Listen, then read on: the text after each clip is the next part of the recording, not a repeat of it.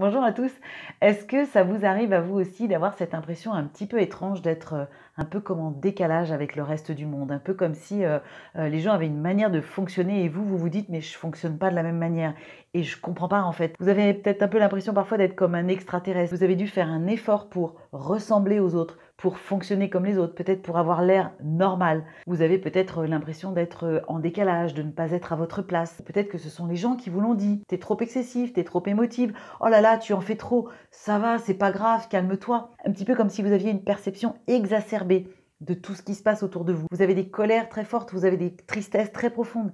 Et puis aussi vraiment comme une sorte de perception, comme quelque chose d'extrasensoriel. Un petit peu comme si instantanément, quand vous arrivez dans une pièce, vous allez pouvoir tout de suite percevoir les choses, percevoir les gens, percevoir l'humeur de chacun. Tout ça est extrêmement instinctif, intuitif, tout ça vous arrive directement tout de suite. Moi aussi, pendant très longtemps, j'ai eu ce sentiment comme ça d'être totalement à côté de la plaque, de ne pas comprendre les gens. Et c'est quelque chose qui m'a toujours impacté de manière très violente. Je n'ai par exemple jamais supporté que les gens se parlent entre eux, disent du mal ou portent un jugement sur une tierce personne qui n'était pas là. Pour moi, c'est quelque chose que j'ai jamais compris. Je me dis toujours, mais en fait, pourquoi ne pas aller directement poser la question à la personne et lui dire bah tiens mec, comment tu fonctionnes, pourquoi tu as réagi comme ça? Je me disais mais je comprends pas comment les gens peuvent perdre du temps à pas être dans l'amour. C'est quelque chose de très étrange. À pas être dans l'amour, à pas être dans la compréhension de l'autre. Se sentir comme ça tellement différent, c'est une extrême souffrance. Pourquoi c'est une extrême souffrance? Parce que au niveau ancestral, au niveau animal, j'ai presque envie de dire, le fait de se sentir différent, ça veut dire que l'on est exclu du clan, on est exclu du groupe. Et lorsque l'on est exclu du groupe, alors on meurt. Parce que dans le règne animal, en termes de survie, si vous ne faites pas partie d'un clan, mais vous mourrez en fait, tout simplement. Donc il y a quelque chose au niveau de notre cerveau reptilien qui se souvient de ça, au niveau viscéral, au niveau ancestral. Notre cerveau se souvient de ça. Alors bien sûr, l'homme aujourd'hui, il n'est plus en train d'avoir peur de mourir ou de vivre, mais il est en train d'avoir peur de ne plus être aimé. Est-ce que tout ça, ça vous parle?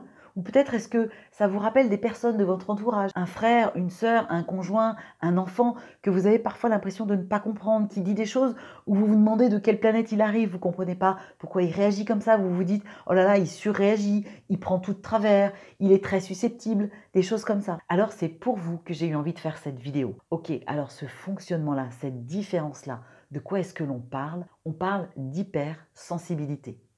Alors pour ceux qui me connaissent, vous savez que les mots, les étiquettes, c'est quelque chose que je déteste. Je déteste parce qu'à partir du moment où on met une étiquette sur quelqu'un, où on se met à soi-même une étiquette, avec une phrase qui pourrait commencer par exemple par je suis dépressive, je suis colérique, je suis, vous pouvez imaginer tout ce que vous voulez. En fait, qu'est-ce qui se passe dans le cerveau? On est en train d'enclencher un processus. On est en train, c'est vraiment comme si on avait installé un programme et qu'on appuyait sur le bouton pour lancer le programme. Toutes les phrases qui commencent par je suis impriment quelque chose dans le cerveau. Mais là, cette fois-ci, le fait d'avoir posé un mot dessus, en réalité, c'est pas tant le mot, c'est pas tant l'étiquette, c'est tout ce que ça m'a permis de comprendre en dessous. C'est un petit peu comme si cette étiquette-là, c'était le haut de l'iceberg, mais qu'en fait, en dessous, il y avait un monde entier de compréhension qui m'avait permis de me libérer de cette souffrance-là et qui m'avait permis aussi de comprendre que, en fait, le problème, c'était pas mon hypersensibilité. Le problème, c'était pas le fait de vivre des choses incroyablement intenses. Le problème, c'était pas le fait de me sentir décalé. Le problème, c'était le jugement que je portais sur mes émotions, sur mes ressentis, sur ce décalage. Le problème, c'était le regard que la société portait sur le fait que je me sentais différente et sur la différence en général. Et le fait de mettre un mot, le fait de dire voilà, ça s'appelle hypersensibilité, même si on est d'accord, le mot est peut-être pas très joli, le mot a peut-être des connotations qui font soit un petit peu peur, ou soit dans hypersensibilité, on va entendre des choses du genre soit complètement hystérique, soit complètement folle dingue, soit complètement excessive, ou alors l'inverse, une espèce de petite chose, elle est hypersensible, elle est complètement fragile, oh là là, il faut faire attention, elle pleure tout le temps, nanana. Bon, tout ça, encore une fois, ce sont des jugements qu'on porte sur un fonctionnement. Et en réalité, nous, les hypersensibles, on n'est ni hystérique, on n'est ni complètement taré, on est encore moins des petites choses fragiles. Parce qu'en réalité, c'est quoi quelqu'un d'hypersensible? C'est quelqu'un qui va avoir comme une sorte d'hyperfonctionnement de tout un tas d'éléments, d'hyperfonctionnement de ses sens, par exemple, une acuité visuelle, une acuité auditive au point de ne pas supporter des sons. Par exemple, moi j'ai toujours dormi avec des boules qui parce que le moindre petit bruit dans une maison me réveillait. Au niveau sensoriel, le fait de ne pas supporter une étiquette par exemple. Il y en a qui vont dire ça va, une étiquette c'est pas grave. Mais nous en fait une étiquette ou de la laine, 1% de laine dans un pull, c'est absolument intolérable. Mais vraiment, on voudrait bien faire semblant. Alors des fois on fait comme si c'était pas grave. Mais en fait c'est vraiment intolérable pour nous. Donc ça c'est vraiment au niveau sensoriel. Au niveau émotif, bon, je crois que vous l'avez compris. C'est des émotions exacerbées. C'est quelque chose d'extrême. C'est-à-dire qu'on n'a pas un petit agacement, on a des colères explosives. On a des tristesses où on s'effondre. On a des joies intenses. Tout a une espèce de couleur, une lumière, quelque chose d'extrêmement intense. Tout est extrapolé, exacerbé. Et en réalité, ce qui est très paradoxal, c'est qu'à la fois on essaye en permanence d'éteindre ça, de se fondre dans une espèce de normalité, dans quelque chose de beaucoup plus terne, de beaucoup plus lisse, de beaucoup plus invisible, incolore, inodore, alors qu'en fait au fond de nous, mais on vibre, on a un besoin furieux d'intensité, de vivacité, que les choses soient extrêmes. Par exemple, si on est devant un film et qu'on s'effondre en larmes, ou devant une musique, ou si on a très très peur, ou si on est très très en colère, la vérité c'est qu'il y a quelque chose en nous, mais en fait qui aime ça. Parce que ça nous dit quoi? Ça nous dit, mais regarde comme je suis vivante, regarde comme je suis quelque part dans une énergie, dans de l'amour, dans la vie. Et nous, on en a besoin. Mais par contre, ce qui est très paradoxal, c'est qu'à la fois on en a besoin, et en même temps, on se rend bien compte que si on laisse vivre nos émotions, en fait, on est en train de s'éloigner complètement des autres. Donc il y a cette espèce de paradoxe-là. Et ce qui est très compliqué, c'est que ça fait un peu l'effet cocotte-minute. C'est-à-dire que nous, les hypersensibles, comme on est un peu comme un atome en fission en permanence, c'est-à-dire qu'il y a des choses qui explosent et on le met dans une cocotte minute et donc forcément c'est encore pire. On va comme totalement étouffer qui on est, parce qu'on est en permanence en train de lutter contre qui on est. Et quand je dis en permanence, c'est à chaque seconde, dès qu'on est avec des gens, dès qu'on est en société, même avec nos proches, même avec les gens qu'on aime. Ensuite, une autre caractéristique de notre fonctionnement, c'est qu'on va avoir une perception extrêmement accrue. Et là, ce qui est cool, c'est que ce sont les neurosciences qui ont aussi apporté des éléments. Qu'est-ce qui se passe en fait, en général, dans votre cerveau? Dans votre cerveau, vous avez en permanence des milliers, des centaines de milliers, voire des millions d'informations qui arrivent et qui repartent directement dans votre disque dur. Parce qu'évidemment, nous avons comme un espèce de filtre, ce qui fait que ne nous parvient à la conscience qu'une infinie partie de tout ce que notre cerveau enregistre en permanence. Donc vous pouvez imaginer cette espèce de filtre comme une passoire par exemple, ou vraiment comme un filtre à café, qui va filtrer 99,99999% de toutes les informations qui arrivent. Nous, les hypersensibles, les petits trous de la passoire sont beaucoup plus gros.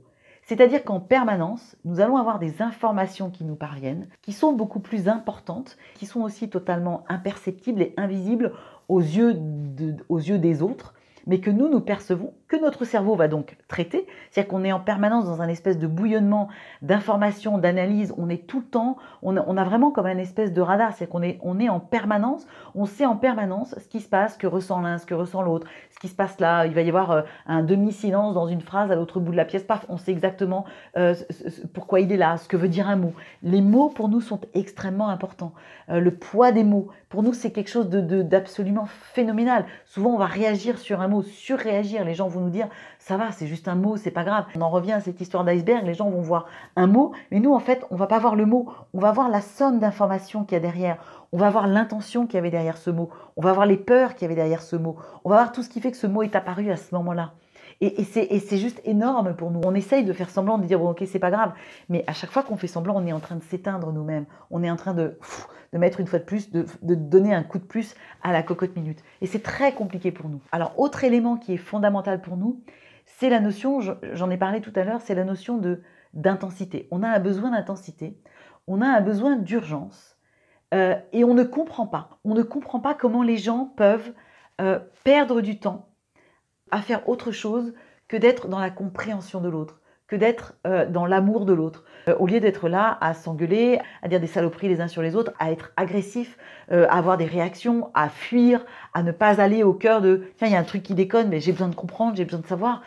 On ne comprend pas en fait que les gens n'aient pas envie de comprendre, on ne comprend pas que les gens n'aient pas cette urgence-là, parce que pour nous, être dans l'amour, c'est viscéral. Rien que là, quand je vous en parle, je ne sais pas si vous sentez l'émotion qui monte, parce que pour moi, c'est juste inimaginable. On a tellement peu de temps C'est juste inimaginable d'être dans autre chose que d'être dans essayer de se comprendre les uns les autres pour pouvoir s'aimer mieux, pour être dans l'amour tout le temps. Alors ça peut paraître complètement concon et neuneux, parce qu'on est dans une société où l'amour, en fait, c'est tabou, de même que les émotions sont tabous. Ça me met très en colère. Partout on lit il faut apprendre à penser positif. Mais ça va pas ou quoi? Penser positif. Vous vous rendez compte de ce que ça veut dire? Ça veut dire qu'il y a des émotions et des pensées qui sont positives et qui sont bonnes, et toutes les autres pensées, toutes les autres émotions, il faut les foutre à la poubelle. Mais vous êtes dingue ou quoi? Mais c'est la vie, les émotions. Nos émotions, elles nous disent quelque chose. Et nous, les hypersensibles, ce qui nous rend dingue, c'est que les autres ne se rendent pas compte à quel point le mal qu'ils se font. Les gens crèvent de dépression, de burn-out, de maladies psychosomatiques, de stress, d'angoisse. Le monde entier se fout sur la gueule, le monde entier s'entretue parce que les gens ne se sont pas écoutés à un moment donné, et on en est encore à vouloir taire, à vouloir dire il y a des émotions négatives, il faut absolument penser positif. Mais vous savez que même Bouddha, même le Dalai Lama, il ne pense pas comme ça. Le Dalai Lama, quand il a une émotion, il la laisse vivre. Il n'est pas en train de lutter contre la vague. La vague, il se laisse porter par la vague. Elle est là. On est qui on est. On ne comprend pas que le monde ne comprenne pas, qu'on est tous en train de mourir parce qu'on est tous en train de lutter contre qui on est. Et ça nous rend fous, en fait. Et donc, ce qui est complètement paradoxal, c'est qu'en fait, on va avoir tout le temps des espèces de réactions extrêmes qui vont être soit de la colère, soit une profonde tristesse, une désolation, ce qui fait qu'on va être pris pour « ouais d'accord, elle est encore en train de péter un câble, ouais d'accord, ça y est, ça va, c'est pas grave quoi ». Ou alors oh, « reprends-toi, enfin écoute, t'es encore en train de pleurer ». Et nous, on est juste totalement démunis, on est déconcertés, on se dit « mais comment vous pouvez ne pas voir ça en fait ?» Et imaginez la souffrance, imaginez le paradoxe de se dire mais tout ce temps perdu à pas être en train de s'aimer, on est tous en train de passer à côté de quelque chose d'énorme. Je ne peux pas me taire en fait. Et pourtant, on se tait. Et pourtant, on ravale. Et pourtant, on remet un tour dans la cocotte minute pour surtout ne pas avoir l'air différent. Encore un élément, c'est que nous, les hypersensibles, et je dirais toujours dans la suite logique de tout ça, c'est que les relations sociales sont extrêmement compliquées. Vous commencez à deviner un petit peu pourquoi. Les conversations de salon où les gens ne parlent de rien, où les gens ne sont pas dans le vrai, où les gens ne sont pas dans l'intime. Et quand je dis l'intime, c'est pas les choses, on n'a pas besoin d'être dans l'intime de gros secrets, c'est juste l'intime de « ok, parle-moi de qui tu es, parle-moi de comment tu fonctionnes, explique-moi qui tu es ». C'est ça qui m'intéresse, que les gens soient là à parler de choses et d'autres dans des conversations, dans des dîners, dans des soirées, pour nous, c'est juste, on a envie de vous dire, mais comment vous faites en fait? Parce que pour nous, c'est pas possible, on ne comprend pas comment vous faites. On aimerait bien savoir faire, mais on ne sait pas.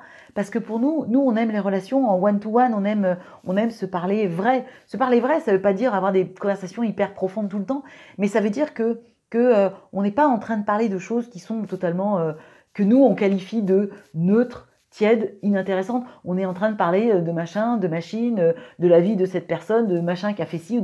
Pour nous, c'est juste inimaginable en fait. C'est juste du temps perdu, c'est juste, en fait, on ne comprend pas. On ne vous comprend pas. Et le pire, c'est qu'évidemment, on voit bien que vous ne nous comprenez pas non plus. Et c'est encore une fois tellement de souffrance. Et le paradoxe du paradoxe pour un hypersensible, c'est que cette souffrance, elle est tellement douloureuse. On se sent tellement différent. La différence est tellement compliquée à vivre qu'on va finir de plus en plus par s'isoler, par avoir besoin d'être tout seul, par se couper des gens, et notamment des gens qu'on aime.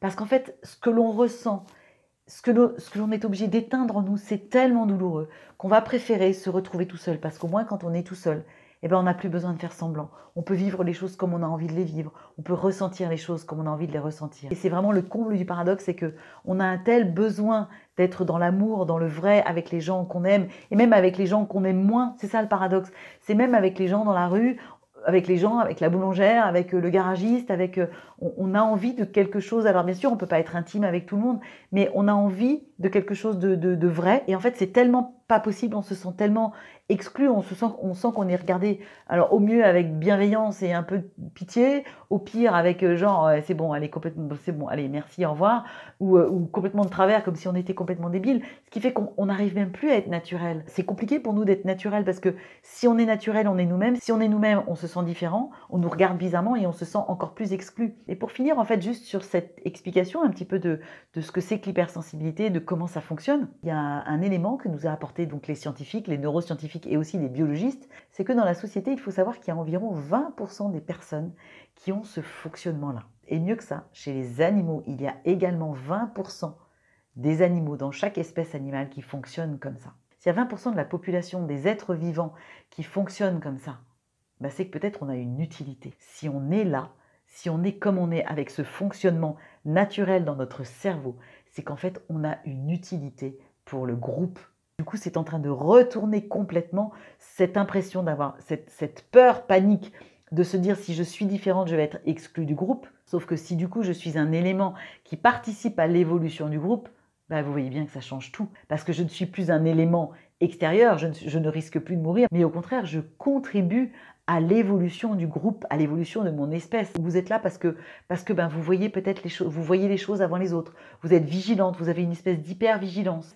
Et ça, pour moi, ça a été totalement libérateur. C'est un peu comme si, imaginez une fourmilière. Dans une fourmilière, vous allez avoir des ouvrières, vous allez avoir des fourmis qui sont là pour s'occuper des nouveau-nés, vous allez avoir des fourmis qui sont là pour s'occuper de gérer que les fourmilières, il y en a certaines qui vont aller chercher à manger, et puis d'autres qui vont construire la fourmilière, etc., etc.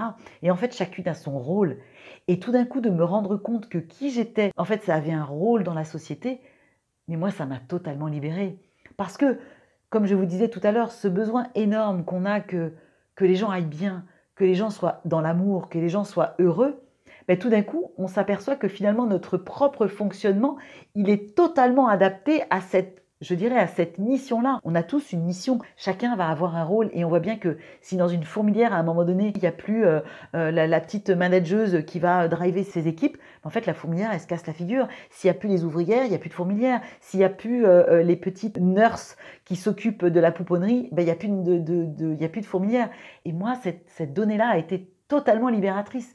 C'est-à-dire que tout d'un coup, j'ai commencé à porter un regard différent et de me dire, mais attends, non seulement ma différence ne m'exclut pas du groupe, mais en fait, c'est même exactement l'inverse. C'est que cette différence-là, qui je suis, en fait, elle sert le groupe. Du coup, on voit que automatiquement, en ayant cessé de lutter contre qui j'étais, ça me permet de prendre conscience de ces capacités-là. Et du coup, j'ai plus qu'à attendre, j'ai plus qu'à m'émerveiller, j'ai plus qu'à me dire, ok, waouh, mais en fait, c'est génial. Qu'est-ce que je vais pouvoir faire avec tout ça? Qu'est-ce que je vais pouvoir faire de trop cool avec tout ça? Et en plus, pour nous, c'est cool parce que, comme vous l'avez compris, l'intensité, vivre des choses fortes, pour nous, c'est essentiel. Et là, mais c'est juste open bar, quoi. Et en fait, le fait pour moi d'avoir mis tous ces éléments-là bout à bout, ça m'a donc totalement réconciliée avec moi-même. Et je me suis aperçue qu'en me réconciliant avec moi-même, ça m'avait permis aussi de pouvoir vivre les choses comme le Dalai Lama, comme Bouddha. C'est-à-dire qu'à chaque fois que j'ai une émotion, que j'ai quelque chose qui est là, que j'ai un ressenti extrême qui est là, je ne suis plus en train de lutter contre. Je ne suis plus en train d'être horrifiée, d'être en peur, panique, de me dire « Oh là là, ça y est, je suis encore dans une émotion qui n'a rien à faire là, qui n'est pas comme les autres. Mince, je suis différente » avec l'espèce d'alarme qui vient en disant « Attention, attention, alerte rouge » avec tous les systèmes là, qui se mettent en alerte maximale, en mode « Ça y est, attention, elle est encore en train de péter un câble, elle est encore en train d'être différente. » Mais non, en fait, tout ça, tout s'est remis au vert, tout est au vert et du coup, ben, quand il y a une émotion qui arrive, quand il y a quelque chose d'intense qui arrive, je me laisse porter par la vague, je la laisse vivre. De toute façon, il n'y a que ça à faire, elle est là, elle est là. Par contre, après, ce qui est cool, c'est que je peux simplement l'interroger, voir factuellement, ok, qu'est-ce qui s'est passé, qu'est-ce qui fait qu'à ce moment-là, ça s'est venu, qu'est-ce que j'ai ressenti. Et puis le fait d'être plus ok avec soi-même, ça veut dire qu'on va pouvoir commencer à dire les choses aux gens, mais sans être dans l'agressivité, sans être dans la colère. Naturellement, on va pouvoir avoir un relationnel qui va être beaucoup plus sain, beaucoup plus naturel avec les autres, tout en étant soi-même. Et finalement, on va pouvoir dire les choses, et puis, quelque part, si en face les gens, bah, ça leur convient pas, mais en fait, on n'est plus en train de se dire « Merde, je suis exclu de la société ». On est juste en train de se dire « Bon, bah tant pis, en fait. Moi, j'ai fait mon job. Moi, j'ai été moi-même. Je suis tout à fait au clair avec moi-même. Tant pis si en face, bah, la personne n'est peut-être pas prête, elle n'est peut-être pas OK, ça ne l'intéresse pas. Ou peut-être que ça l'intéresse, mais que ça lui fait peur. Parce que ça fait peur, en fait, de se libérer de ses peurs, de faire tomber la carapace, d'aller simplement se dire « Tiens, je vais comprendre l'autre. Tiens, si je vais comprendre l'autre, bah, lui va me comprendre aussi. » Et peut-être, bien sûr qu'il y a quelque chose qui fait peur. En fait, nous, on ne comprend pas parce que c'est juste un besoin tellement viscéral. Pour nous, c'est la vie, on ne peut juste pas faire autrement. Mais quelque part, j'ai commencé à comprendre aussi que pour les autres, ça pouvait être compliqué. Il y a des choses que je ne fais plus parce qu'en fait, entre moi et moi, c'est pas possible. Un exemple très concret, typiquement, les dîners du samedi soir avec des tas de personnes ou à mes yeux, qui visiblement parlent entre elles et sont tout à fait OK de ce qu'elles se racontent et de ce qu'elles vivent. Mais moi, je vois bien que je ne comprends pas leur fonctionnement, je ne comprends pas leur conversation, je ne comprends pas leur intérêt pour ces conversations. C'est pas le sujet de conversation qui m'intéresse pas, c'est la manière dont les gens parlent. Les gens parlent de choses qui, moi, je ne comprends pas comment ils font. Et en fait, c'était tellement douloureux que ça, ben, j'ai arrêté. Et c'est pas grave. Alors, il y en a qui n'ont pas compris, il y en a qui ont très bien compris. Ceux qui n'ont pas compris, bah tant pis, c'est bah tant pis. Et ceux qui ont bien compris, ben en fait, c'est des gens que je vais voir. On va faire des choses en one-to-one, à deux, à trois. Tout va être beaucoup plus intense, tout va avoir une couleur différente, tout va avoir une lumière différente, tout va avoir une sonorité différente. Enfin bref, tout va vibrer différemment. Et c'est juste le gros kiff, quoi. Voilà, merci beaucoup de m'avoir écouté jusqu'au bout. C'était une vidéo qui était très importante pour moi parce que je pense que de plus en plus, je vais vraiment finalement aller apporter, aller partager sur ce sujet. Je reçois beaucoup de personnes dans mon cabinet avec qui on travaille sur cette thématique-là.